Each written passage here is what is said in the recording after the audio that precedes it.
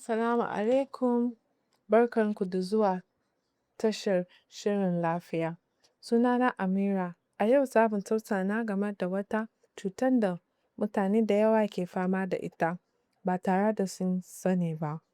Wannan cutar ita ce hawan jini, wanda ake kira Hypertension a Turanci. Saboda lokaci da yawa ba ta nuna wata alama har sai ta haifar da matsala mai tsanani. Menene hawan jini? Hawan jini yana faruwa ne idan ƙarfin da jini ke yi a bangon jijiyoyin jini ya yi yawa fiye da yadda ya kamata.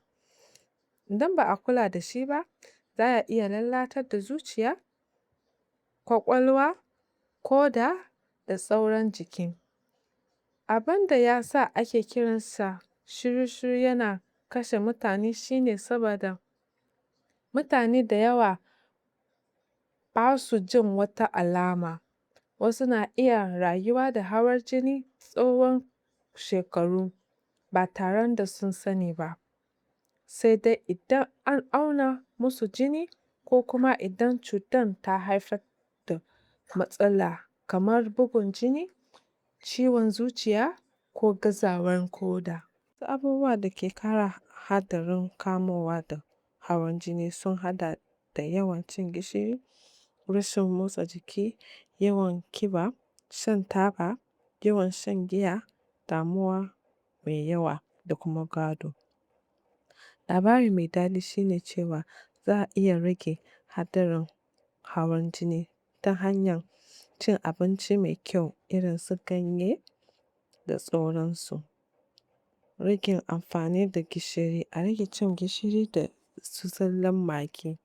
Da yadda mun san Hausawa za a iya ci garau-garau a sa zallan magi ba sai an dafa shi ba ma ko wani abu ba ma, a rage cin magi, duk suna nan da gishiri. Yawan cin kanwa ma a rage kanwa, a dinga motsa jiki akai-akai da kuma a guje taba da giya. Idan an gano kana da hawan jini, yana da muhimmanci ka bi shawarar likita.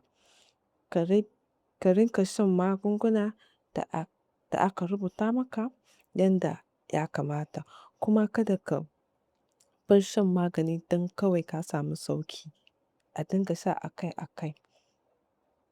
Ku tuna hanyar mafi kyau a gano hawan jini ita ce a auna jini akai-akai.